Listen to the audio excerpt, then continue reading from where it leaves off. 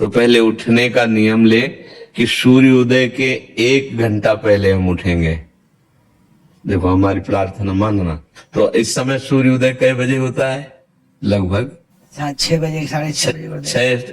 आप 5 बजे उठ जाइए और उठ करके सबसे पहला कार्य कीजिए, पृथ्वी के चरण स्पर्श कीजिए, भूमि के चरण स्पर्श कीजिए। और फिर आप जिस आसन पर बैठे हैं, देखो ध्यान से हमारी तरफ सुनना, जिस आसन पे बैठे हैं, जिस पे शयन किए थे, जिस सैया पर सोए थे, पृथ्वी को प्रणाम करने के बाद उसी सैया में 5 मिनट केवल बैठ जाइए और 5 मिनट बैठकर 5 संतों का नाम ले लीजिए।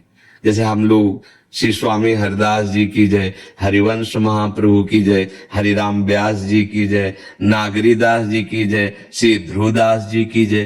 5 संतों के नाम याद कर लीजिए। इसके बाद नीचे उतरिए और पहले जो अपने माता पिता, अगर वो शयन कर रहे हैं तो कोई बात नहीं है, अगर वो शयन नहीं कर रहे तो पहले जाकर माथा रखकर उनको प्रणाम कीजिए। इसके बाद आधा लीटर या 1.25 लीटर जितना आप जल पी सकते हैं, उस जल को आप हल्का सा गर्म करवाइए अपने माता पिता से, जो भी आपकी सेवा में हो, या अगर आप स्वयं कर सकते हो तो स्वयं हल्का सा। अगर 500 ग्राम पी जाए तो और अच्छी बात है, और इससे ज्यादा पी जाए तो अच्छी बात है। वज्रासन में बैठना आता है?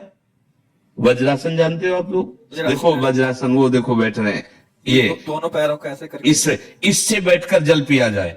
ये आपके ब्रह्मचर्य की रक्षा करेगा, कब्ज नहीं होने देगा और आपके मस्तिष्क की गर्मी को ठंडा करेगा। ऐसे वज्रासन में बैठकर धीरे धीरे 5 या 10 मिनट में जल पिया जाए, एकदम ना पिया जाए। गिलास में लेकर के 500 ग्राम जल धीरे धीरे उसको पिया जाए। फिर इसके बाद आपको 100-200 कदम टहलना है। फिर इसके बाद आप शौच जाइए। शौच, अगर आपका पेट साफ हो जाता है, अगर नहीं साफ होता है, कोई ऐसी परेशानी लगती है, तो 1 चम्मच ईसबगोल की भूसी और छोटी हर का आधा चम्मच अगर रात्रि में दूध से या पानी से ले ले तो वो बार बार शौच नहीं लगाएगा, पर आपकी आंतें साफ हो जाएंगी। शौच जाने के बाद स्नान करें और फिर तुरंत, अगर आपको व्यायाम आता है तो करे, नहीं तो सीधा सरल बात होती है, 20 बार बैठ जाए बैठक और 10 बार लेटने वाली दंड। और इसके बाद जो अनुलोम विलोम, जो इसे खींचे इसे छोड़ दे, इसे खींचे इसे छोड़ दे, इसके बाद दोनों हाथ ऐसे करके 7 बार ऐसे करे, सीधा खींचे और सीधा छोड़ दे। बस इतना ही तुम्हारे लिए प्राणायाम की आवश्यकता है। आप अपनी दिनचर्या में लग जाए। जो पढ़ाई का कार्य दिया गया है, आगे तुम्हें और भजन की बात हम नहीं कह रहे, जो पढ़ाई का कार्य दिया गया है वो भगवान की ही पूजा है। आपकी दिनचर्या जो आपको अपने गुरुजी या टीचर जी को जाके प्रमाणित करनी है, कल जो पढ़ाई गई थी आज के लिए, वो आप सुबह सुबह उस समय व्यायाम के बाद, तो आप देखना आपकी स्मृति बहुत प्रवीण हो जाएगी। अच्छा, ये आपकी प्रातःकालीन दिनचर्या है। जब आप अपने गुरुदेव के पास स्कूल जाएं, तो हमें आजकल का तो अब पता नहीं, पर हम लोग जब जाते थे तो अपने गुरुजी को प्रणाम करते थे। तो जो स्कूल में आपको पढ़ाई पढ़ा रहे हैं वो तो बात है, अब आपको जो हम खास बात बताना चाहते हैं वो कि देखो अभी छोटे छोटे बच्चे हो, बच्चों में कुछ बच्चे ऐसे गंदे बच्चे होते हैं जिनकी गंदी बातें दिमाग में आ जाती हैं और गंदी बातें वो करने लगते हैं आचरण में। आप लोग इतना तो जानते ही होंगे कि गंदी बातें किसे कहते हैं। आप लोगों के पास अगर मोबाइल है तो कभी गंदी बात देखना नहीं।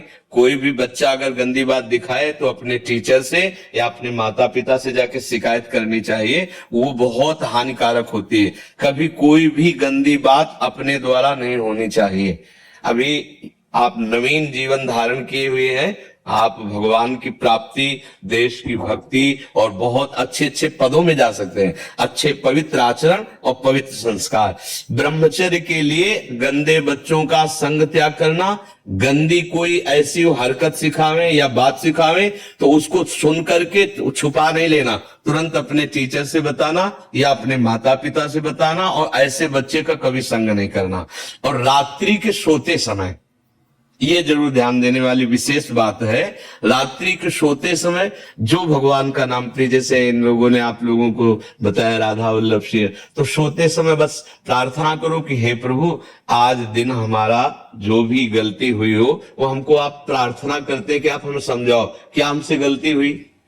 अगर पूरी दिनचर्या में ऐसा लग रहा है हमसे कोई गलती नहीं, तो भगवान सुबह से अभी तक हम सोने जो जा रहे हैं ये पूरा समय आपको समर्पित। आप देखना, इसका फल देखना, एक तपस्वी की तपस्या का जो फल होता है ना, उसका ये फल मिलेगा। और सोते समय बस राधा वल्लभ श्री हरिवंश, राधा वल्लभ श्री हरिवंश, इधर उधर ना सोचते हुए, ना मोबाइल देखते हुए, ना कोई गंदी बात मन में, और चुपचाप सो जाइए। और जब फिर सुबह उठे तो फिर ऐसी दिनचर्या। और पढ़ाई